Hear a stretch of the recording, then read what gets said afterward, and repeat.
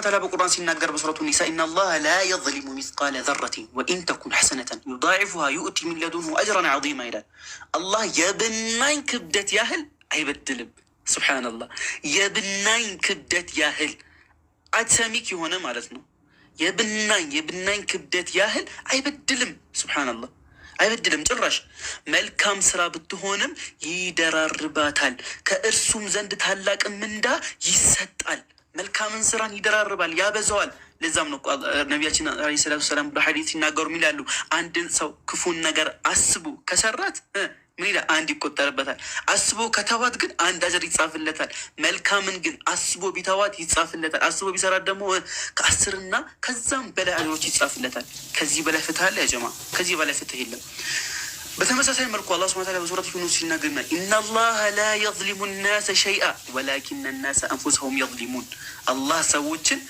ምንንም አይበድልም አልহামዱሊላህ ብሉ ሙስሊሞች ወላሂ አላህ ሰዎችን ምንንም አይበድልም ግን ሰዎች ነፍሶቻቸውን ይበድላሉ ሰዎች ጀሃነም የመንገባታቸው መንስኤ ሐታ ዱንያ ላይ ራሱ የመፈተናቸው አንዳንድ ምክንያቶች ሰበብ ከራሳቸው ቢማ ከሰበት አይዲህ እጆቻቸው ከስብ ባደረጉት በሰሩት ስራዎች ነው እንጂ አላህ ሱብሓነሁ ወተዓላ በዳይ አምላክ ሆኖ አይደለም ለዛም ነው እኮ ነብያችን ሰለላሁ ዐለይሂ ወሰለም በሐዲስ ሲናገሩ ምን ይላሉ በሐዲስ አልቁድሲ አላህ ሲናገር ምን አለ ያ ዒባዲ ባሮቼ ሆይ ምን ኢኒ ሐረምቱ الظلم على نفسي ሱብሃንአላህ እኔ በደልን በራሴ ላይ እርም አድርጌያለሁ አለ ሀያሉ አምላክ እኛን የፈጠረ ሰማይን የዘረጋ ሰማይ ያለ ምሰሶ ያቆመ ምድርን የዘረጋ የኔን ነፍስ እንድተነፍስ ያደረገኝ በፈለገው ሰዓት ደግሞ እኔን ሊገለኝ ሊያነሳ የሚችለው አምላክ من أهل الفتحاوينة تملكته الزجاج يا عبادي إني حرمت الظلم على نفسي وجعلته بينكم محرما فلا تظالموا بلو باراتنا تزقون بنا أنت مكاكلم مبدادل كل درجوا له أتبدادلوا عليه سبحان الله كذب لا فتحاوينة الله يا جماعة ولكن وده بايبل سنملس يأينته نجر በተለያየ ሁኔታዎች ቢገለጽም ተግባር ላይ ግን ስናየው በተለይ በብሉይ ኪዳን ላይ በጣም አሰቃቂ ነገራቶች ሲደረጉ እናያለን። አምላክ የተባለው አካል ቂም በቀል በመነሳሳት ህዝቦችን ሲያስጨፈጭፍ ሲያስገድል ሲያሳርድ እንመለከታለን። እርጉዞችን ሲያስፈጠፍጥ ህፃናትን ድንጋይ ላይ ሲያስፈጠፍጥ እናያለን። ለሱ ያልተገቡ ኢፍትሃዊ የሆኑ ስራዎችን ሲሰራ እናያለን። ሴቶች ተደፍረው 50 ብር ብቻ ከፍለው ነፃ እንዲወጡ እንዲሁም ደግሞ እንዲያገቧቸው የሚያደርግ ነው።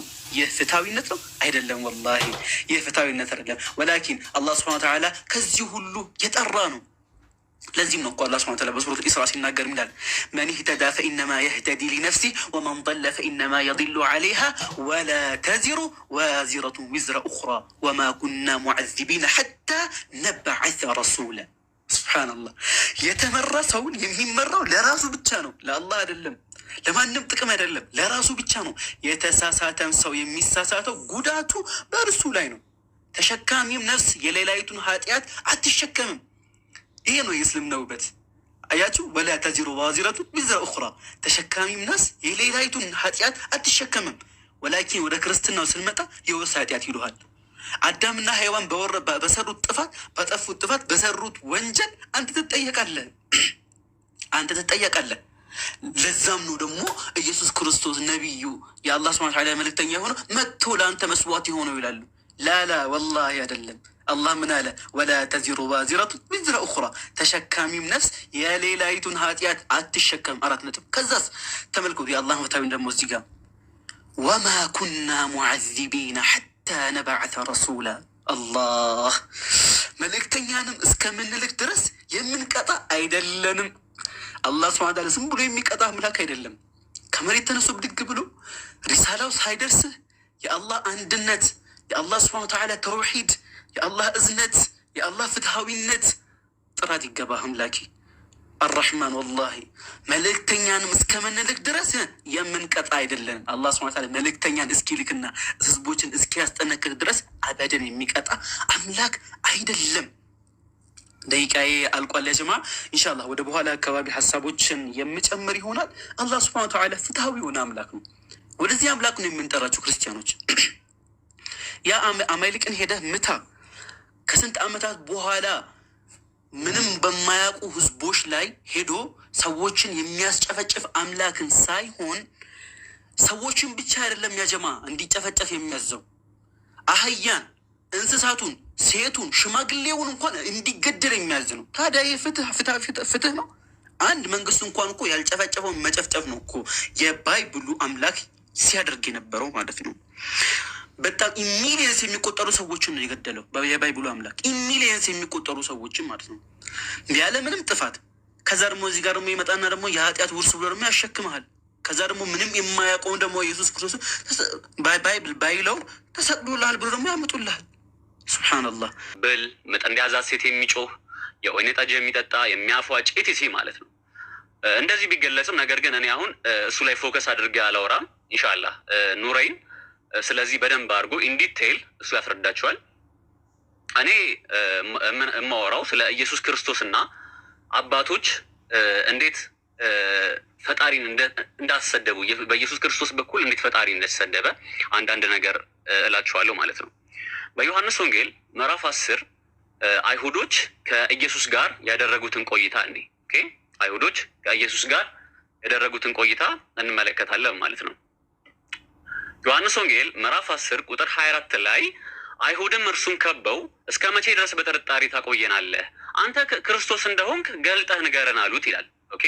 እዚህ ጋር ስለ ኢየሱስ ማንነት እየጠየቁ ነው አይሁዶች። ነገር ግን ኢየሱስ ክርስቶስ በደንብ ግልጽ አድርጎ ክርስቲያኖች እንደሚሉት እኔ አምላክ ነኝ፣ ጋድ ኢንካርኔት ነኝ አላለም።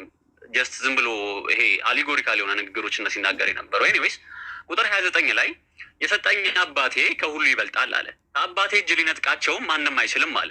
ቁጥር 30 ላይ እኔና አብ አንድ ነን አለ። ኢየሱስ ክርስቶስ እዚህ ጋር እኔና አብ አንድ ነን ሲል በፐርፐዝ እንደሆነ እናውቃለን። በዮሐንስ ወንጌል ምዕራፍ 17 ቁጥር 10 ላይ ሐዋርያቶች ከአብና ከኢየሱስ ጋር አንድ ነን እንደነበሩት ማለት ነው እንደነበሩ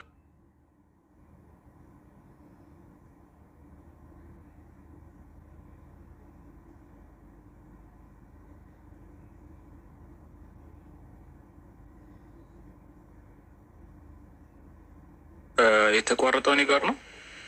ኦኬ ሀይከል ተቋርጠሃል። መመለስ የሚችል ተመለስ። ሰማለሁ። አዎ ቀጥል። አብይ ሰማለሁ። ኢብኑ ቃፍ ትሰማለህ? ቀጥል። ኦኬ እሺ ኬኒት እስኪ ኮንፈርም አድርገኝ። ይሰማለሁ? ትሰማለህ? ቀጥል አኺ። ኦኬ እሺ ምን እያልኩ ነበረ? ኢየሱስ ክርስቶስ ከአይሁዶች ጋር ያደረገውን ቆይታ ነበር እያየን የነበረው። ቁጥር 30 ላይ ዮሐንስ ወንጌል ምዕራፍ 10 ቁጥር 30 ላይ ኢየሱስ ክርስቶስ እኔና አብ አንድ ነን አለ። ይሄ እኔና አብ አንድ ነን ያለበት በፐርፐዝ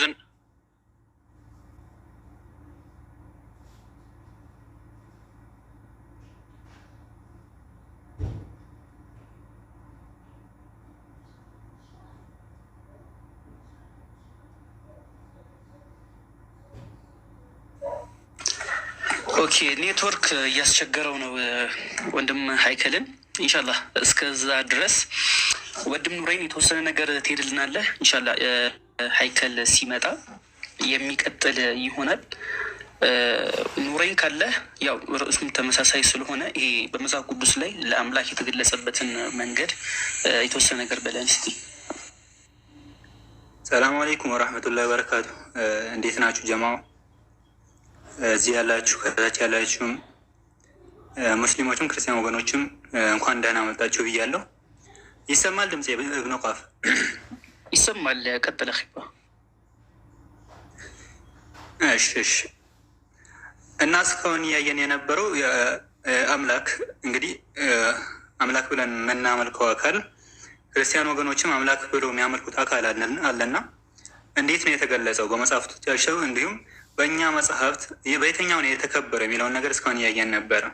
አላህ ስብሓነሁ ወተዓላ በቅዱስ ቁርአን ሱረቱል ሐጅ ከቁጥር 74 ላይ አላህን ተገቢ ክብሩን አላከበሩትም፣ አላህ በጣም ሀያልና አሸናፊ ሆነ ይላል። ማቀደሩላህ ሐቀ ቀድሪ ኢነላህ ለቀዊዩን ዐዚዝ እያለ ይገልጻል። እና ክርስቲያኖች መጽሐፍቶቻቸው ላይ አምላክን ሲያከብሩት አይታየም። እንዲሁም ቁርአን ሱረቱ ጣሃ ምዕራፍ 20 ከቁጥር 114 ላይ ፈተዓላ አላሁ ልመሊኩ ልሐቅ አለ አላህ እውነተኛው ንጉስ አላህ ከሃዲያን ከሚሉት ነገር ሁሉ ላቀ እያለ ይናገራል። እንግዲህ ከሃዲያ ምንድን ነው የሚሉት ስለ አላህ ከተባለ አምላክ ስለሆነ አካል ወይም ደግሞ ስለ አምላካቸው ምን ይላሉ ወይ ደግሞ እንዴት ነው አምላካቸውን የሚገልጹት የሚለውን ነገር ካየን እስኪ ክርስቲያኖች ምን ብለው አምላክን እንደሚገልጹ እኔ እንግዲህ ክርስቲያኖች መጽሐፍቶቻቸው ላይ ባይብል ላይ በተለይም በጣም ብዙ ነገሮችን ሀይከል እየነገረ እንደነበረው ብዙ ብላስፌሚዎችን አምላክን እንደሚሳደቡ ይታወቃል። እና ከእነሱ መሀል ትንቢተ ሆሴዕ ምዕራፍ 5 ላይ ምን ብለው ይገልጻሉ አምላክን? በደንብ ተከታተሉ ወንድሞች። ኢብኑ ቃፍ ካለህ እስኪ ክፈትላቸው እና እኒህ ትንቢተ ሆሴዕ ምዕራፍ 5 ቁጥር 11 ላይ ምን ብሎ ይናገራል? ኤፍሬም የተገፋ ሆነ፣ በፍርድም ተረገጠ፣ ከንቱ ይከተል ዘንድ ጀምሯልና ብሎ ይልና እኔም ለኤፍሬም እንደ ብል ለይሁዳም ቤት እንደ ነቀዝ እሆንበታለሁ አለ። እንደ ነቀዝ እሆንበታለሁ ብሎ አምላክን ይገልጻል ማለት ነው። ብልና ነቀዝ እያለ ኖርማሊ ብልና ነቀዝ እያለ ይገልጸዋል ማለት ነው። ኢብኑ ቃፍ ካለ ከፍታ አሳያቸው። እንደዚህ የሚባለው እንግዲህ ማንን ነው? አምላክን የመሰለ አካል ብል እና ነቀዝ ብለው ይገልጹታል ማለት ነው። ብልና ነቀዝ ብሎ በግልጽ ያስቀምጡታል ማለት ነው። እንዲሁም ኮመንተሪዎቻቸውንም ካየን እንደዛ ብለው ያስቀምጣሉ። ይኸው ሊትራሊ ብልና ነቀዝ እሆንበታለሁ እያለ ሊትራሊ ያስቀምጠዋል ማለት ነው። እንዲሁም ሌሎችን ካየን ትንቢተ ኢሳያስ ምዕራፍ 42 ላይ ምን ብሎ ያስቀምጠዋል? አምላክን የመሰለ አካል እንደ ምጥ እንደያዛት ሴት ይጮሃል ብሎ ያስቀምጣሉ። ትንቢተ ኢሳያስ ምዕራፍ 42 ከቁጥር 14 ላይ ከድሮ ዘመን ጀምሮ ዝም ብያለሁ አለ። ከድሮ ዘመን ጀምሮ ዝም ብያለሁ፣ ዝም ብዬም ታግሻለሁ አለ። አሁን ምጥ እንደያዛት ሴት እጮሃለሁ፣ ምጥ እንደያዛት ሴት እጮሃለሁ፣ አጠፋለሁ፣ በአንድነትም እጨርሳለሁ አለ። በአንድነትም እጨርሳለሁ። ስለዚህ እዚህ ጋር ምን ብለው ይገልጹታል? ምጥ እንደያዛት ሴት እጮሃለሁ፣ ምጥ እንደያዛት ሴት ይጮሃል ብለው አምላክን ይገልጻሉ ማለት ነው። ክርስቲያን ወገኖቻችን፣ እውነት ክርስቲያን ወገኖቻችን አምላካችሁ ምጥ እንደያዛት ሴት ይጮሃል? ይህንን ነው አምላክ ብላችሁ የምታመልኩት? እንቀጥል ማለት ነው። እንቀጥል። እንዲሁም ሌላ ቦታ ላይ ምን ብለው ይገልጻሉ አምላክን? የወይን ስካር እንደተወው እንደ ኃያልም ሰው ይላል። የወይን አይታችሁ ከሆነ ወገኖቻችን የወይን ስካር እንደተወው ሰው ወይም ደግሞ እንደ ማንገላጀት ይሆናል ማለት ነው። እሱንም የምናገኘት ነው መዝሙረ ዳዊት ምዕራፍ 48 ላይ ከቁጥር 65 ምን ብሎ ይናገራል? እግዚአብሔርም ከእንቅልፍ እንደሚነቃ ተነሳ፣ የወይን ስካር እንደተወው እንደ ኃያልም ሰው ይላል። የወይን ስካር የተወው ሰው አይታችሁ ከሆነውን የሆነ ሃንጎቨር የያዘው ሰው ማለት ነው። እንደዛ አይነት ነገር እያሉ አምላኮቻቸውን ይገልጻሉ ማለት ነው። ክርስቲያን ወገኖቻችን ለምንድን ነው እንደዚህ አምላክን የምታንቋሽሹት? ነው አምላክ ይሄ ነው እንደዚህ ነው የምታከብሩት? አምላክን በዚህ ደረጃ ነው የሚከበረው? እንቀጥል። ሌላም መዝሙር ዳዊት ምዕራፍ 48 ምዕራፍ 78 ከቁጥር 65 ላይ እዛው ምን ብሎ ይናገራል? በመጨረሻም እግዚአብሔር ከእንቅልፍ እንደሚነቃ ሰው ተነሳ፣ የወይን ጠጅ ጠጥቶ ድፍረት እንደሚሰማው ጀግና ሆናል። የወይን ጠጅ ጠጥቶ ድፍረት እንደሚሰማው ጀግና ሆነ። እንደዚህ ነው በቃ ሊትራሊ አምላካቸውን የሚገልጹት ማለት ነው። እና ይሄ ብላስፌሚ አይደለም ወይ? ይሄ ስድብ አይደለም? ይህ አምላክን መሳደብ አይደለም ወይ? ሌላ ምን? ይሄ እንኳን አይበቃም ካልን ማለት ነው ትንቢተ ኢሳያስ ምዕራፍ 7 ከቁጥር 18 ላይ አምላክን ምን ብለው ይገልጻሉ ክርስቲያኖች? በዚያም ቀን እንዲህ ይሆናል አለ። በዚያም ቀን እንዲህ ይሆናል፣ እግዚአብሔር በግብፅ ወንዝ ዳርቻ ያለውን ዝንብ በአሦርም አገር ያለውን ንብ በፉጨት ይጠራል እያሉ አምላክን ይገልጻሉ። በምንድነው የሚጠራው? በፉጨት። አምላክ ያፏጫል ብለው ሊትራሊ ይናገራሉ ማለት ነው። እና ይህ እንዴት ነው የምታዩት? ይህ ስድብ አይደለም ወይ? ይህ አምላክን መሳደብ አይደለም ወይ? ይህን እስኪ መጨረሻ ላይ የገብታችሁ የምትመልሱልን ይሆናል። ሌላ መኒ ትንቢተ ሆሴዕ ምዕራፍ 11 ከቁጥር 10 ላይ አምላክን ምን ብለው ይገልጻሉ? ልብ ብላችሁ ተመልከቱ ወገኖቻችን። አምላክን ምን ብለው እንደ አንበሳ ያገሳል ብለው ይናገራሉ። አምላክን የመሰለ ነገር እንደ አንበሳ ያገሳል ብለው ይናገራሉ። ትንቢተ ሆሴዕ ምዕራፍ 11 ከቁጥር 10 ላይ ሄዳችሁ በታነቡ እንደዚህ ይነበባል። እግዚአብሔርን ይከተላሉ እርሱም እንደ አንበሳ ያገሳል። ሊትራሊ ማለት ነው። እርሱም እንደ አንበሳ ያገሳል። ባገሳም ጊዜ አለ ባገሳም ጊዜ ልጆች እየተንቀጠቀጡ ከምዕራብ ይመጣሉ። አንበሳ እንዴት ነው የሚያገሳው? እንደ አንበሳ ያገሳል እያሉ ሊትራሊ እንደዚህ አምላኮቻቸውን ይገልጻሉ ማለት ነው። ለዛም ነው ቁርአን በሱረቱል ሐጅ ምዕራፍ ቁጥር 74 ላይ ማቀድሩላህ ሐቀ ቀድር ያለ አላህን የሚገባውን ክብር አላከበሩትም፣ ተገቢውን ክብር አላከበሩትም እያለ ይናገራል። ልክ ሱረቱ ጣሃ ምዕራፍ 20 ቁጥር 114 ላይ እውነተኛው ንጉሥ አላህ ከሃዲያን ከሚሉት ነገር ያላቀና የጠራ ነው በማለት ይናገራል። እንግዲህ ክርስቲያን ወገኖቻችን የምታመልኩት አምላክ እንዴት ነው አዋርዳችሁ የምትገልጹት? ባይብል እውን አምላክን አክብሮታል ወይ የሚለውን ነገር የምመልስልን ይሆናል። ኢብኑ ቃፍ ቀጥል። መርሐባ አኺዋ። እንግዲህ እንደተመለከታችሁት ነው ያጀማ አምላክ የተባለ አካል ሀያል የሆነው እኛን ካልነበርንበት ያስገኘን ይችን ዩኒቨርሲቲ ይህን ትልቁን ዩኒቨርሲቲ የሚያስተናብረው ታላቁና ሀያል አምላክ እንዲህ በተራ ነገራቶች ሲገለጽና ኢቨን እንኳን ሜታፎሪክ ነው ምናምን ብንል እንኳን ይህ ቢደባበስ እንኳን ይህ ለአምላክ ይገባዋል ወይ ነው። ይህ ለአምላክ ይገባዋል ወይ ነው። ለዛም ነው እኮ አላህ ስብሐነሁ ወተዓላ በቁርአኑ ሲናገር ምን ይላል? ለይሰ ከሚስሊሂ ሸይኡን ወሁወ ሰሚዑል በሲር። በስ አንዳችም እሱም የሚመስል ነገር የለም፣ እርሱም ሰሚው ተመልካች ነው። እንኳን እንደ እንትና እንደ ኢከሌ እንደ አንበሳ ምጥ እንደያዛት ሴት እንደ እንትን አላሁ አክበር። ይህ ለአምላክ ጭራሽ የሚገባው አይደለም ማለት ነው። እና ኢንሻላህ ፕሮግራማችን የሚቀጥል ይሆናል። የተማማራችሁ እንደሆነ ተስፋ እናደርጋለን። ማንኛውም ኮሜንት ምናምን ሀሳብ ካላችሁ እዚሁ ስር ጻፉልን። ኢንሻላህ ወንድም አነስ መጥቷል። ሁላችሁ እየጠየቃችሁ ነበርና ወንድም አነስ ከመጣ መቀጠል ትችላለህ። ኢንሻላህ 5 ደቂቃ አለህ፣ ቀጥል። ኦኬ። ሰላሙ አለይኩም ወረሕመቱላህ ወበረካቱ። ድምጼ ይሰማል አይደል? ይሰማል። አኺ በቀጥል። ያ እንትና ባነሳው ሀሳብ ላይ በመጀመሪያ ደረጃ ኑሬን ባነሳው ነጥብ ነበር እና አንዳንድ ጊዜ እንዲህ አይነት ጥያቄዎችን በምንጠይቃቸው ሰዓት ምን የሚል መልስ ነው ክርስቲያን ወገኖቻችን የሚመልሱት? ሰምታችሁ ከሆነ ብዙ ጊዜ ሜታፎሪክ ነው፣ ሲምቦሊክ ሜታፎሪክ ነው፣ ምሳሌያዊ ነው፣ እንደዚህ አይነት መልሶችን ሲመልሱ ትመለከታላችሁ ማለት ነው። እና አስቡት አምላክ ኢቨን ሲምቦሊክ ነው ሜታፎሪክ ነው እንኳን ቢባል ግራንት ብናደርጋችሁ ማለት ነው አምላክ በዚህ መልኩ ይገለጻል ወይ ነው ጥያቄው። አምላክ በዚህ መልኩ ይገለጻል እንደ ምጥ እየተባለ እንዴት አምላክ ይገለጻል? ይህንን እንደ ምጥ ያላችሁት ለአምላክን ለአንድ ለቄስ ኦር ደግሞ ለአባትህ ትጠቀመዋለህ ወይ ነው ጥያቄው። ለአባትህ ማለት ነው። አባትህን ዛሬ እኮ እንዲህ ነው የጮህከው ብትለው ከምር 7ኛ ሰማይ ነው የሚልከህ ራሱ ማለት ነው። እና ለአባትህ እንኳን ለቤተሰብህ እንኳን አትጠቀመውም ማለት ነው። እና ይሄን ተርም ከጀምሩ ራሱ ብንወስደው ማለት ነው። እና ሌላው ነጥብ ማለት ነው ገብታችሁ ባይዘ ይህን ጥያቄ ትመልሱልናላችሁ። እና ሌላው አላህ ኦር ያህዌ የሚለው ላይ ከስማቸውን እንጀምራለን ማለት ነው። ነቢያት የሚጠቀሙት የነበረው ስም የትኛውን ነው? አላህ ነው ኦር ያህዌ የሚለውን ነው የሚለውን ኢንሻአላሁ ተዓላ የምናይ ይሆናል ማለት ነው። መጀመሪያ ቁርአን እንጀምረዋለን።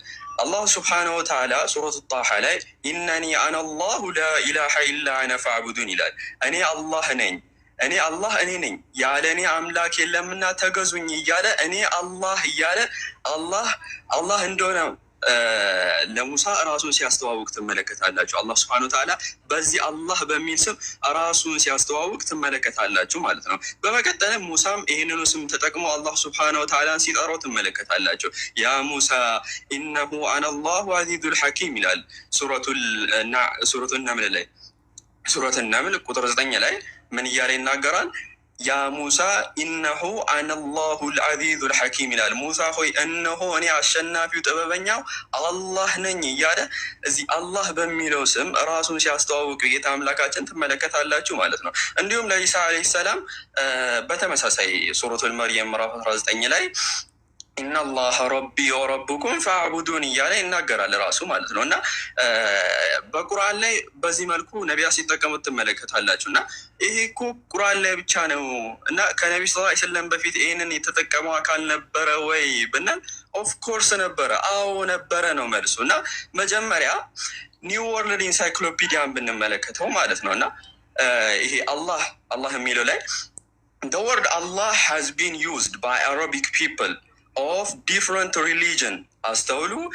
the word Allah has been used by Arabic people by different religions since pre-Islamic times አለ። እነዚህ ፕሪ ኢስላሚክ ብሎ የሚጠቀሙት አክቹዋሊ ስኮላሮች ናቸው እና እኛ ሙስሊሞች ደግሞ ከነቢ ሰለላሁ ዐለይሂ ወሰለም በፊት በሚለው እንረዳዋለን። እና ከነቢ ሰለላሁ ዐለይሂ ወሰለም በፊት ዲፍረንት ሪሊጅን የሆኑ የተለየ ሃይማኖት ያላቸው የሆኑ አካላት አረቦች ጋራ አላህ የሚለውን ስያሜ ይጠቀሙታል አለ። the pre-Islamic Arabs worshipped a supreme deity who they call Allah alongside other lesser deities. guys አላህ የሚባል አረቦች አላህ የሚባል ታላቅ አምላክን ያመልካሉ። በፊት ከነቢ ስ ሰለም በፊት አረብ የሚባል ታላቅ አምላክ ያመልካሉ። ከእርሱም ጋራ ትናንሽ አማልክቶችን ያመልካሉ ብሎ ስኮላሮች ይናገራሉ። ይሄ ኢስላሚክ ሶርስ አይደለም ራሱ ማለት ነው። ገዛ ስኮላሮቻቸው የሚናገሩት ነገር ነው ማለት ነው። እና ታላቅ አምላክ አለ የሚያመልኩት፣ ከዛ ውስጥ ደግሞ ትናንሽ አምላክ ያመልካሉ ማለት ነው። ልክ ቁርአን ላይ አላሁ ሱብሓነሁ ወተዓላ እንደነገረን ማለት ነው። በሚጠይቁበት ሰዓት ለምንድነው የምታመልኳቸው ተብለው በሚጠይቁበት ሰዓት ማናዕቡዱሁም ኢላ ሊዩቃሪቡና ኢላላህ እያለ ይናገራሉ ራሱ። እነዚያ ከእርሱ ሌላ ለጣዖታችንና ረዳቶች አድርጎ የያዙት ሰዎች ሁሉ ወደ አላህ መቃረብን እንዲያቃርበን እንጂ ለሌላ እንገዛቸውም ይላሉ። እንዲያቃርበን የምንገዛው ይላል። አንድ ምሳሌ ልስጣችሁ እዚህ ላይ ማለት ነው። እና አንድ አምላክ አለ፣ ወደዛ አምላክ እንዲያቃርበን ብሎ ምን ያደርጋሉ? ትናንሽ ጣዖታትን ያመልካሉ ማለት ነው። ልክ አሁን ላይ ክርስቲያኖች እንደሚያመልኩት አሪፍ ምሳሌ ልስጣቸው ክርስቲያኖች ጋራ ማለት ነው።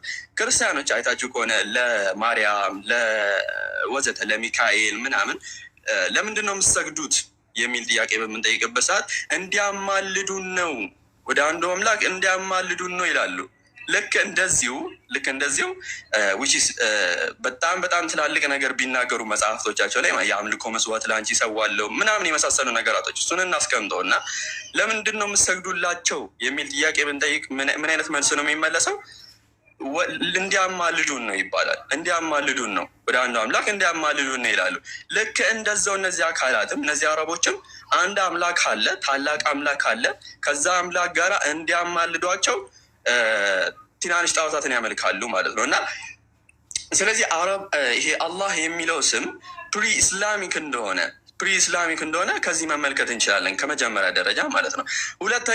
ሁለተኛው ደረጃ ፕሪ ኢስላሚክ ስላችሁ ከነቢ ስ ሰለም በፊት ማለት ነው። ሌላኛው ነጥብ ኢማም አልገዛሊ እዚህ አላህ የሚለው ስም ሲፈቱት ማለት ሲተረጉሙት As for his saying, Allah is a name for the true existent አለ። The one who unites the attribute of divinity እያለ ይናገራል ማለት ነው። As for his saying, Allah is a name for the true existent አለ። ይሄ ኤግዚስትነቱ እውነተኛ ለሆነው ማለት ነው። ኤግዚስትነቱ እውነተኛ ለሆነው የእሱ ስሙ ነው አለ። The one who unites the attribute of divinity አለ። ሁሉንም መለኮታዊ የሆኑ ባህሪያትን ያቀፈ ስም ነው አለ። ሁሉንም መለኮታዊ የሆኑ ባህሪያትን ያቀፈ ስም ነው አላህ የሚለው ማለት ነው። is subject of the attribute of lordship and the unique in true existence እያለ ይናገራል ማለት ነው። ይሄ በሎርድሺፕም ባህሪያቱን ያቀፈ ነው እያለ ይናገራል ራሱ። and the unique in true existence እና ለዚህ true existent ለሆነው አካል ማለት ነው ዩኒክ ነው ራሱ ስሙ ዩኒክ ነው። ወረድ ብሎ ምን ይላል? a lesson you should know that this name is the greatest of 99 names of God እያለ ይናገራል። ከ99 የአምላክ ስሞች ታላቁ ስም ይሄ ነው እያለ ይናገራል። great and glorious እያለ ይናገራል። because it refers to the essence which unites all the attribute and the divinity እያለ ይናገራል። ለኤሰንስን ሊያመለክት ይችላል። ኤሰንስን ሊያመለክት ይችላል። ስምም ነው አላህ የሚለው ማለት ነው፣ ትርጓሜ ማለት ነው። which unites all the attribute of divinity አለ። ሁሉንም የመለኮታዊ ባህሪያትንም በአንድ ላይ የሚያቅፍ ስም ነው። አርራህማን አርራሂም የሚል እንዳለ በአንድ ላይ የሚያቅፍ ስም ነው እያለ ኢማም አልገዛሊ በዚህ መልኩ ያስቀምጠዋል ማለት ነው። እና አላህ የሚለውን እስከዚህ ካየን ወደ ያህዌ የምመጣላችሁ ይሆናል ማለት ነው። እና አንድ ነጥብ እናንሳ። አላህ የሚለውን ቅድም ይሄ ናን ኢስላሚክ ሶርስ አሳይቻቸዋለሁ። እና አሁን ደግሞ ኢቨን ከባይብልም እናሳያቸዋለን። ራሱ ከባይብል አላህ የሚለውን እናሳያቸዋለን። ለምሳሌ በመጀመሪያ ደረጃ ኢየሱስ ክርስቶስ ይናገር የነበረው ቋንቋ ምንድን ነው ነው ጥያቄው። ኢየሱስ ክርስቶስ ይናገር የነበረው ቋንቋ ምንድን ነው ከተባለ አረማይክ ነው። ራሱ አረማይክ ነው። ለምሳሌ history.com ላይ ዋት ላንጉዌጅ ዲድ ጂሰስ ስፒክ በሚለው ላይ ማለት ነው ሲያስቀምጡ ሞስት ሪሊጂየስ ስኮለርስ ኤንድ ሂስቶሪያንስ አግሪ ዊዝ ፖፕ ፍራንሲስ ዛት ዘ ሂስቶሪካል ጂሰስ ፕሪንሲፕሊ ስፖክ ኤ ጋሊሊያን ዲያሌክት ኦፍ አራማይክ ጋሊሊያን ዲያሌክት ኦፍ አራማይክ እያለ ይናገራል። አብዛኛው የሃይማኖታዊ ምሁራን ማለት ነው የሃይማኖት ምሁራን እንዲሁም ደግሞ ሂስቶሪያን የታሪክ ተመራማሪያን ማለት ነው ከፖፕ ፍራንሲስ ጋር ይስማማሉ። ዛት ሂስቶሪካል ጂሰስ ታሪካዊ ኢየሱስ ክርስቶስ ይናገር የነበረው የአረማይክ ቋንቋ እንደሆነ። እንዴት ከተባለ በዛ ታይም ላይ ኢየሱስ ክርስቶስ ገሊላ ነበር ይኖር የነበረው። አንደኛ ደረጃ ማለት ነው ይሄ ሂስቶሪካል የማረጋገጥ የምንችለው ነገር ነው። አንደኛ ደረጃ ገሊላ አካባቢ የነበረ አካል ነው። በገሊላ አካባቢ ኢየሱስ ክርስቶስ ታይም የዛሬ 2000 ዓመት ዶሚኒየንት የነበረው ቋንቋ ማን ነው ከተባለ አረማይክ ነው ራሱ። እና የአረማይክ ተናጋሪ ነበረ ኢየሱስ ክርስቶስም። ይህንንም በጣም በብዙ ቦታ ባይብል ላይ መመልከት እንችላለን ሲናገር ማለት ነው። ለምሳሌ አይታችሁት ከሆነ ማለት ነው ምን ይለናል? የማርቆስ ወንጌል ምዕራፍ 5 ቁጥር 41 ላይ ይህን የአረማይክ ቋንቋ የአረማይክ ቃላቶችን ሲጠቀም ትመለከታላችሁ። ቢብሊካሊ ራሱ ጣሊታ ይላል፣ ቁም ይላል። ይህ አረማይክ ቃል ነው ራሱ ብትመለከቱት ማለት ነው። የማርቆስ ወንጌል ላይ ምዕራፍ 7 ቁጥር 37 ላይ አይነ ስውሩን ሰውዬ ኤፍታ አለው። ይህ አረማይክ ነው በድጋሚ ማለት ነው። ስለዚህ ኢየሱስ ክርስቶስ የአረማይክ ቋንቋ ተናጋሪ እንደነበረ በጣም በብዙ መልኩ መመልከት እንችላለን ማለት ነው። እና ለምሳሌ አረማይክ ተናጋሪም እንደመሆኑ መጠን አረማይክ ስክሪፕቸር ላይ ብንገባ ለምሳሌ ሌተር ኦፍ የያዕቆብ መልእክት ላይ ብንገባ ማለት ነው እና መጀመሪያ ላይ አብዱላህ ይላል። አብድ አላህ ማንን? ጃኮብን ማለት ነው። ያዕቆብ ኦር ጄኮብ አን አብዱላህ ስሌቭ ኦፍ ጋድ እያለ ያስቀምጣል። የአምላክ ባሪያ ለሚለው አብድ አላህ ነው እያለ ያስቀምጠው ማለት ነው። እንቀጥል። አሁንም ቲቶ ላይ ብንሄድ ራሱ ቲቶን ብንመለከተው ምዕራፍ 1 ላይ ብንመለከተው አብዱላህ እያለ ያስቀምጣል። በተመሳሳይ መልኩ ማለት ነው። በተመሳሳይ ኢየሱስ ክርስቶስ ዮሐንስ ወንጌል ምዕራፍ 17 ቁጥር 3 ላይ ምንድን ነው የተጠቀመው? they may know you the only true God እያለ ሲጠቀመው ማለት ነው። ዩ አሎን አር አላህ አላህ እያለ ነው የሚጠቀመው ማለት ነው። ስለዚህ አላህ የሚለውን ፕሪ ኢስላሚክ እንደሆነ ከባይብልም ጭምር ይኸው በዚህ መልኩ እናሳያቸዋለን ማለት ነው። እና ይሄን ይመስላል አላህ የሚለው ስም ላይ ማለት ነው። ሌላው ያህዌ የሚለውን ስም 1-2 ነጥቦች እናንሳ። ከጊዜ ማነስ አንኳያ ብዙ ነገር ማንሳት እንችላለን አላህ የሚለው ላይ ማለት ነው። እና ስለ ያህዌ እንመለሳውን እና ያህዌ የሚለው ጋራ ከመጣን ያህዌ የሚለው ቴትራግራማት ነው። አነባበቡ ጠፍቷል ራሱ። ያህዌ ተብሎ ራሱ የሚነበብም አይደለም ራሱ አንደኛ ደረጃ ማለት ነው። እና ያህዌ የሚለው ቴትራግራማትን 4 ቃላቶች ሲሆኑ ዮድዋው ያህዌ የሚል ሲሆን ይሄን ቃል ደግሞ ሊትራሊ የተተረጎመው እንዴት ነው? ያህዌ ተብሎ ጀሆቫ ምናምን ተብሎ የተተረጎመው እና ይሄ ስህተት የሆነ ነገር አንደኛ ደረጃ ማለት ነው። እና መተርጎም ራሱ የለበትም ስሙ ማለት ነው። ምክንያቱም ፕሮናውንሴሽኑ ጠፍቷል ራሱ። ይህንን ስኮላሮችም ይናገራሉ ማለት ነው። ለምሳሌ ዴቪድ ፉለር ምን እያለ ይናገራል መሰላችሁ? በዚሁ ላይ the pronunciation of this tetragrammaton was unknown because Jews never said God's name እያለ ይናገራል። ይሄ ፕሮናውንሴሽን የቴትራግራማተን ፕሮናውንሴሽን ጠፍቷል። ምክንያቱም አይሁድ ይህን ስም መጠቀም ስለተው ማለት ነው። ይህን የአምላክ ስም መጠቀም ስለተው ቴትራግራማትን ጠፍቷል እያለ ይናገራል። ፕሮናውንሴሽኑ ማለት ነው። ፕሮናውንሴሽኑ ጠፍቷል። እንዲሁ ደግሞ ዶን ክሮዘር ምን እያለ ይናገራል በዚሁ ላይ ማለት ነው ደጋድሄድ በሚለው መጽሐፉ ላይ the pronunciation of the tetragrammaton Yahweh was lost when the Jews avoided usage for fear of desecrating the holy name እያለ ይናገራል። አይሁድ ይህን ስም አምላክን ከማዋረድ አኳያ መጠቀም ስለተው የቴትራግራማተን ፕሮናውንሴሽኑ ጠፍቷል ተብሎ ይናገራል ማለት ነው።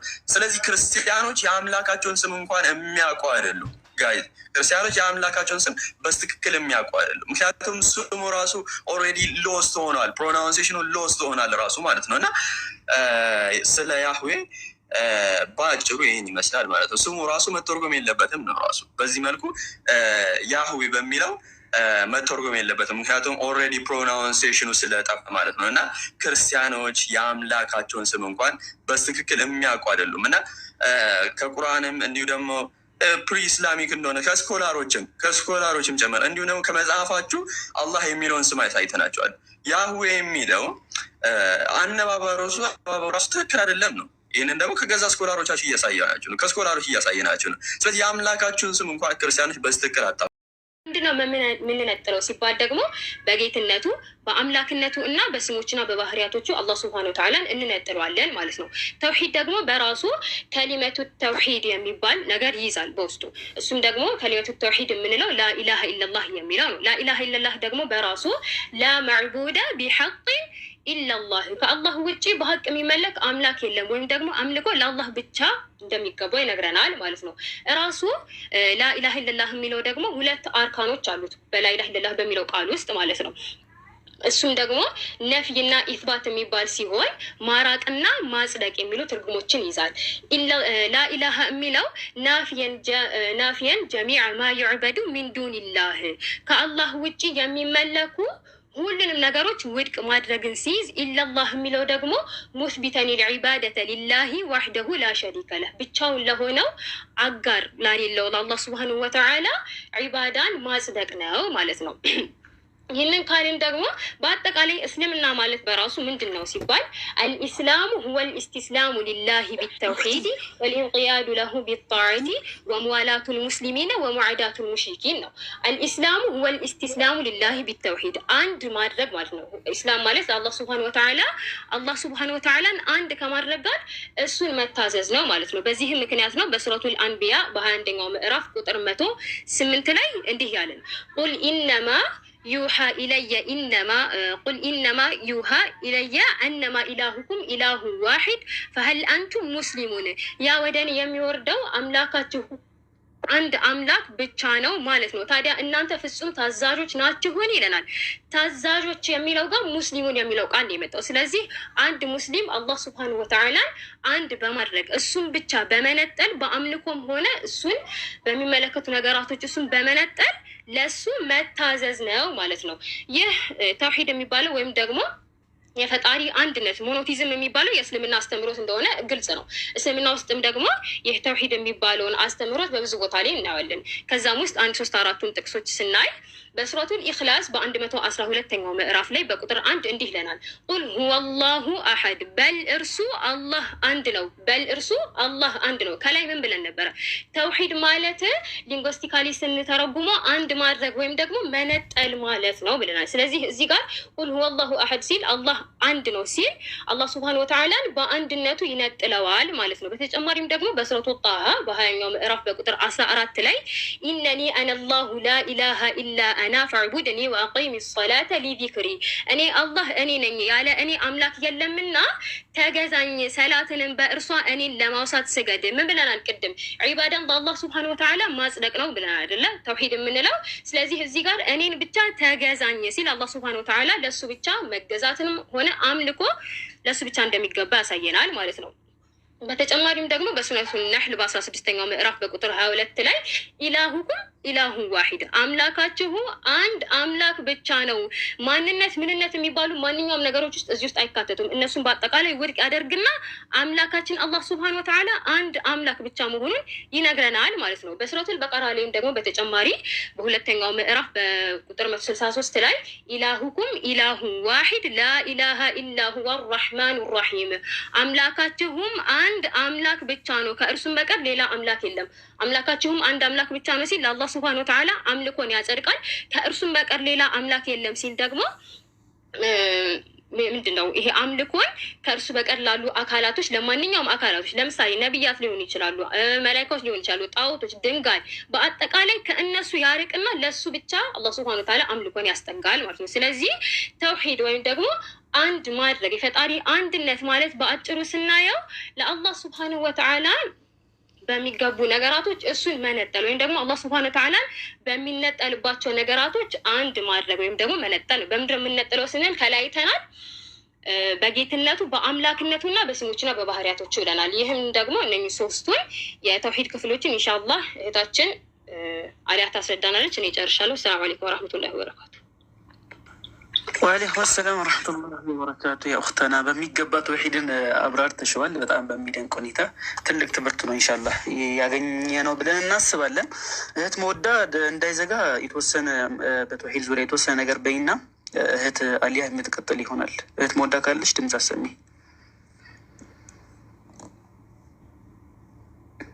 እህት መወዳለሽ?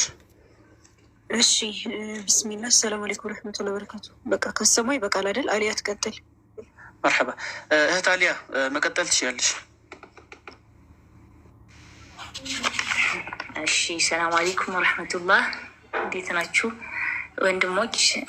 እንዲሁም ደግሞ ከስር የምትከታተሉ እንዴት ናችሁ ብያለሁ። እንግዲህ እህት አሊያ አሪፍ አርጋ ተውሂድን አብራርተዋለች። እንግዲህ እኔ ደግሞ እንደሚታወቀው ተውሂድ ሰው ተውሂድ የምንለው ወይም አላህን በብቸኝነት መገዛት ሶስት አይነት ክፍሎች አሉት። እንግዲህ ከእነሱም ተውሂድ አልሩብያ፣ ተውሂድ አልኡሉህያ፣ ተውሂድ አልአስማ ወሲፋት የሚሉትን አጠር ባለ መልክ እናያለን ማለት ነው። የመጀመሪያው የሆነው ተውሂድ አልሩብያ የምንለው ኢፍራዱላሂ ቢአፍዓሊ አላህ ስብሓንሁ ወተዓላ በፈጣሪነቱ ብቸኛ ማድረግ። ይህም ደግሞ አላህ አልኻሊቅ አልራዚቅ አልሙደቢር አልሙሕይ ወልሙሚት፣ አላህ ስብሓንሁ ወተዓላ ፈጣሪ፣ ሲሳይን ሰጪ፣ ሁሉን የሚቆጣጠር የሚያስተናብር፣ እንዲሁም ህያው የሚያደርግ የሚገልም በመሆኑ ብቸኛ ማድረግ ማለት ነው። ብቸኛ ማድረግ ነው። እንግዲህ በዚህ በተውሂድ ክፍል ብዙ ሰዎች ያምናሉ። ማለትም ይህን የተውሂድ ክፍል ብዙ ሰዎች ይቀበሉታል። ረሱላችን ሰለላሁ ዐለይሂ ወሰለም ዘመን የነበሩ ሙሽሪኮች እንኳን ይህንን የተውሂድ ክፍል የሚያረጋግጡ ነበሩ ማለት ነው። አላህ ስብሐነሁ ወተዓላ በተከበረው ቃሉ ሱረቱል ዩኑስ ምዕራፍ 10 ቁጥር 31 ላይ ምን ይላል?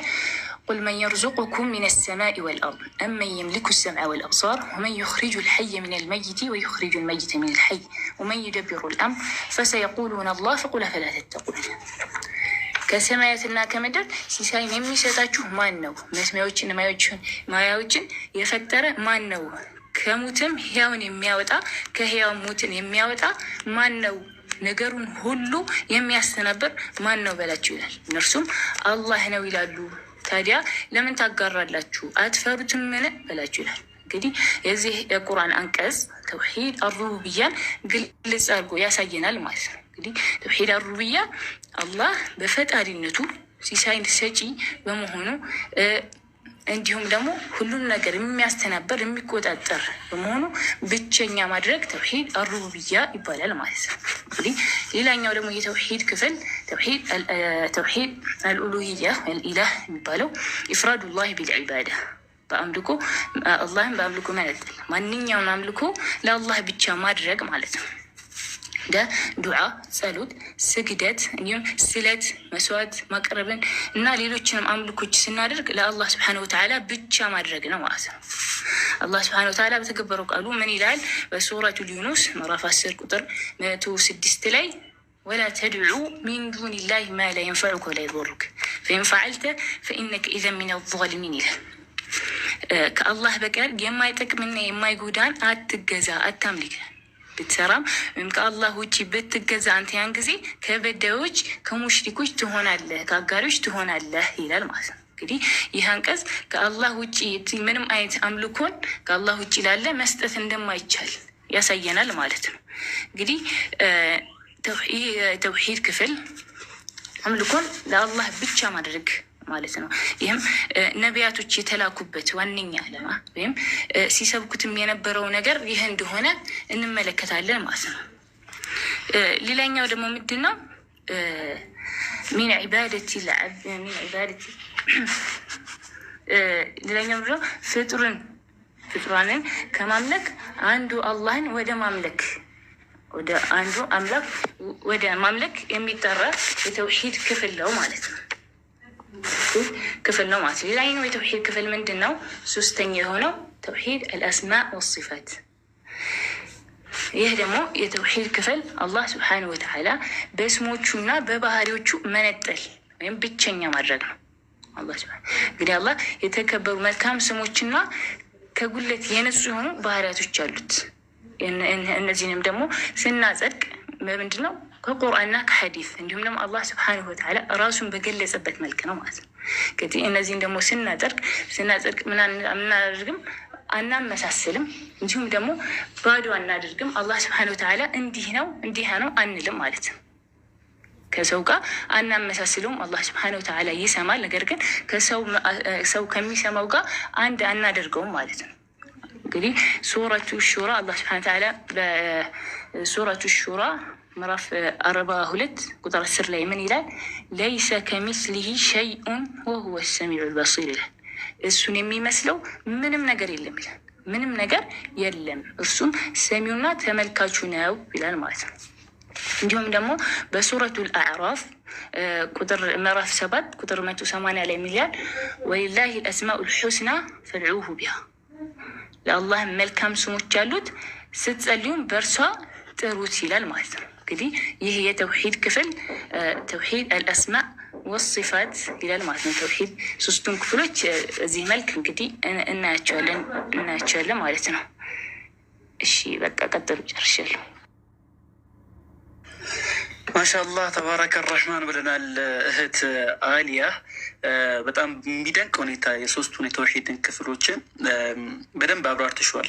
አላህን ስብሓነሁ ወተዓላ በመክሉቁ በመፍጠሩ መነጠል፣ በዒባዳ መነጠል፣ እንዲህ ደግሞ በስሞችና በባህሪያቶቹ መነጠል እንዳለብን በሚገባ በቃ እስኩል አድርገሽናል። ኦልሬዲ የጀማ እስቲ ታብታብ ምናምን ሼር ኮፒ ሊንክ አድርጉ። ምንድን ነው ተቀዛቅዛችኋል? ምንድን ነው አሁን ደግሞ እስቲ ትንሽ ዘና እንበል አይደለ? ትንሽ ዘና እንበል።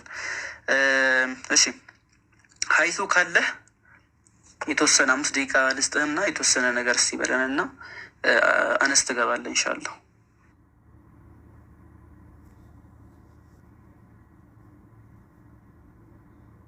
ሀይተም አለህ?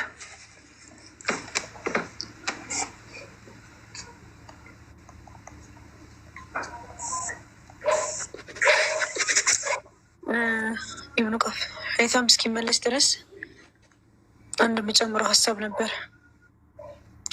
አሊያ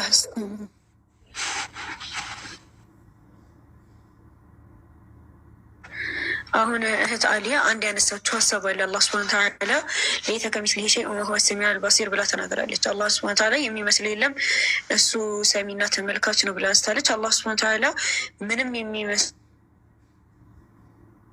ነገር የለም እንደ ኢስላም ማለት ነው። አላህ ሱብሓነሁ ወተዓላ ከሰው ልጆች ጋር በጭራሽ አይመሳሰልም። ነገር ግን እግዚአብሔርን ግን ስንመለከት መጽሐፈ ሚላድ ዘባርጉ ግንቦት ቁጥር 7 ላይ ምናምን ነገር ምን ተቀምጧል? በአዳም ላይ ያለው መልክ ሁሉ ይላል በአብና በወልድ በመንፈስ ቅዱስ አለ ይላል። በማን ላይ ያለው መልክ? በአዳም ላይ። እንግዲህ በሰው ልጅ ላይ ያለው መልክ ሁሉ ክርስቲያኖች እስከዛሬ የሚመስላቸው በኢየሱስ ላይ ያለ ነበር አይደለ? ነገር ግን ምን እያለ ነው? በአዳም ላይ ያለው መልክ ሁሉ በአብና በወልድ በመንፈስ ቅዱስም ላይ አለ ይላል። እንግዲህ አብ መንፈስ ነው ሲሉ ነበረ እስከዛሬ ድረስ፣ እግዚአብሔር መንፈስ ነው። ነገር ግን መጽሐፋቸው ምን እያለ ነው? በአዳም ላይ ያለው መልክ ሁሉ በአብ በወልድ በመንፈስ ቅዱስም አለ። ራስም ቢሆን ገጽም ቢሆን ጆሮዎችና አይኖችም ቢሆኑ አፍንጫና ከንፈር ቢሆን ሱብሓነከ ረቢ ለአላህ ጥራት የተገባው ይሁን። እጆችና እግሮች ባቶች ቢሆኑ ለአብና ለወልድ ለመንፈስ ቅዱስም ሙሉ አካል አላቸው ተብሎ ምን ይላል ማለት ነው? ያስቀምጣል ማለት ነው። ሃይማኖታቸው የቀና 318 ሊቃውንት አባቶቻችን እንደተናገሩ ለእግዚአብሔር ዓይኖችና ጆሮዎች፣ እጆችና እግሮች፣ ሌሎችም የተቀሩ አካላት እንዳሉት እናምናለን ይላል ማለት ነው። ሌላም ደግሞ መጽሐፈ ሚስጥር ላይ ስንመለከት ምን ይላል? እጆችና ክንድ ጥፍርም ይላል። ጥፍር ጭምር ለማን አሉ ይለናል? ለእግዚአብሔር አሉት። ነገር ግን እናምናለን ይላል። ነገር ግን አይመረመርም አይታሰብም ይላል ማለት ነው። ምን አለው? ባት አለው፣ እጅ አለው፣ አፍንጫ አለው፣ ጥፍር አለው። በአዳም ላይ ያለው ሁሉ በአብ በወልድና በመንፈስ ቅዱስ አለ ይለናል። ስለዚህ ወደ ቁርአን ግን ስንመለከት አላህ ሱብሓነሁ ወተዓላ ምንድን ነው የሚለው? ፋጢሩ ሰማዋት ወልአርድ ጀዐለ ለኩም ሚን አንፉሲኩም አዝዋጀን ወሚነል አንዓሚ አዝዋጀ ይላል። ሰማያትና ምድርን ፈጣሪ ነው፣ ከነፍሶቻችሁ ሴቶችን ከቤት እንስሳዎችም አይነቶች ወንዶችና ሴቶችን ለእናንተ አደረገላችሁ፣ በእርሱ ያበዛችኋል፣ የሚመስለው ምንም ነገር የለም ይላል። ለይሰ ከሚስሊሂ ሸይኡን ወሁወ ሰሚዑል በሲር። አላህ ሱብሓነሁ ወተዓላ የሚመስለው ምንም ነገር የለም ይላል። ይህን ነገር ደግሞ ስናነሳ ምን የሚል ነገር ያነሳሉ? አላህ ሱብሓነሁ ወተዓላ እኮ ሁለት ቀኝ እጆች አሉ ተብሏል። አላህ ሱብሓነሁ ወተዓላ እኮ እንደዚህ ያለው ተብሏል ምናምን አይነት ነገር ያነሳሉ። ነገር ግን አላህ ሱብሓነሁ ወተዓላ እኛ እንደኛ እንደ ሙስሊሞች እጆች እንዳሉት እናምናለን። ነገር ግን እናንተ ክርስቲያኖች ጋር እናንተ መጽሐፍ ላይ እንደተቀመጠው ለአዳም ያለው ሁሉ ለአላህ አለው ብለን አይደለም እናምነው እኛ። አላህ ሱብሓነሁ ወተዓላ እጆች አሉት። ነገር ግን ከሰው ልጆች እጆች ጋር በጭራሽ የማይመሳሰሉ ናቸው። ከሰው ልጆች አካል ጋር ጭራሽ የማይመሳሰል ነው ማለት የአላህ እጆች። ነገር ግን የእናንተ ግን ምንድን ነው የሚለው? በአዳም ላይ ያለው መልክ ነው የሚለው። ልክ የአዳምን አይነት መልክ ነው ለማን አለው የሚለው? ለእግዚአብሔር አለው የሚለው። ነገር ግን እንደ ኢስላም ግን ስንሄድ አላህ ሱብሓነሁ ወተዓላ ሌሰ ከሚስሊሂ ሸይኡን ነው። አላህ ሱብሓነሁ ወተዓላ ፍጥረታቶቹን በጭራሽ አይመስልም እንደ ኢስላም ማለት ነው። አላህ ሱብሓነሁ ወተዓላ ደግሞ ሁለቱም ቀኝ የተባለበትን ምክንያቱም በዚሁ ያነሳሉ። አላህ ሱብሓነሁ ወተዓላ ሁለቱም እጆቹ ቀኝ የተባሉበት ምክንያት ምንድን ነው ስንል ወኪልተ የደይሂ ሱብሓነሁ የሚነይ ያዕኒ አነሁማ ቢሲፈቲል ከማል ላ ነቅሰ ፊ ዋሒድን ሚንሁማ። ምን ማለት ነው? ሁለቱም ሙሉ ናቸው፣ በአንዳቸው ላይ ጉድለት የለም ማለት ነው። አላህ ሱብሓነሁ ወተዓላ ግራ የሚባል ደካማ የሆነ እጅ የለበትም። ሁለቱም እጆቹ ጠንካራ ናቸው ነው በቃ። ሁለቱም እጆቹ ሁሉንም ነገር አሁን ለምሳሌ እኛ በቀኝ እጃችን በደንብ አድርገን መጻፍ የምንችል ከሆነ በግራችን አንችልም። በቀኝ እጃችን ማድረግ የምንችለው ነገር በግራችን አንችልም። ነገር ግን አላህ ሱብሓነሁ ወተዓላ እንደዚህ አይነት ድክመት ያለበት እጅ የለም ነው ለመባል የተቀመጠው ማለት ነው። ለምሳሌ እዛው በመጽሐፋቸው ላይ ማየት እንችላለን። የአቡነ ሀብተ ማርያም ገድል ላይ ምን ይላል? የሞዓብ ሰዎች አገዛዝ ባጠኑባቸው ጊዜ፣ ጦርነቱንም ባነሱባቸው ጊዜ እግዚአብሔርም ጩኸታቸውን ሰምቶ ሁለት እጁ ቀኝ የሆነ የጌራ ልጅ ይላል። ሁለት እጁ ቀኝ የሆነ ምን ማለት ነው? ይህ ሲባል ሁለቱም እጁ በአንድ በኩል የተሰበሰቡት ማለት ነው እንዴ? አይደለም። ነገር ግን ምን ማለት ነው? ሁለቱም ብርቶች የሆነ እጆች ያሉትን የጌራ ልጅ ናኦድን መድኃኒት አድርጎ አስነሳላቸው ይላል። ስለዚህ አላህ ሱብሓነሁ ወተዓላ ሁለቱም እጆቹ ቀኝ ናቸው ሲባል ብርታትን ነው የሚያመለክተው። የአላህ ሱብሓነሁ ወተዓላ አካላት ከሰው ጋር ይመሳሰላሉ ወይ ስንል፣ እጆቹ አይኖቹ ምናምን ይመሳሰላሉ ወይ ስንል በጭራሽ አይመሳሰሉም። የሰው ልጆችን አይመስልም። ነገር ግን እንደ መጽሐፍ ቅዱስ ግን ምንድን ነው የሚለው? በአዳም ያለው መልክ ሁሉ በአብ በወልድ በመንፈስ ቅዱስ አለ እያለ ራስ፣ አፍንጫ፣ ከንፈር፣ ጥፍር ምን እንግዲህ ባት ምን እንዳለ ሁሉም በቃ በሰው ልጆች ላይ አለ የምንላቸው ማንጠቅሳቸው አካላት በሙሉ ለእግዚአብሔር አለው እያለ ወይም ለያህዌ አለ እያለ መጽሐፍ ቅዱስ ያህዌም ወይም ደግሞ የእግዚአብሔርን ክብር ዝቅ ያደርጋል ማለት ነው። እና አሁን አስማኡ ሲፋት ስትል እንትን ብሎኝ ነው። የብኑ ቃፍ መቀጠል ትችላላችሁ። ባረከላሁ ፊኪ። በጣም ወሳኝ ፖይንት ነው ያነሳሹ። በጣም ወሳኝ የሆነ ፖይንት ነው። በዚሁም ደግሞ ይህንን ደግሞ ሲባል ይሄ የአላህ ሱብሓነሁ ወተዓላ ሲፋዎች ሲነገሩ የእናንተ ማምላክ እኮ አላህ ሱብሓነሁ ወተዓላ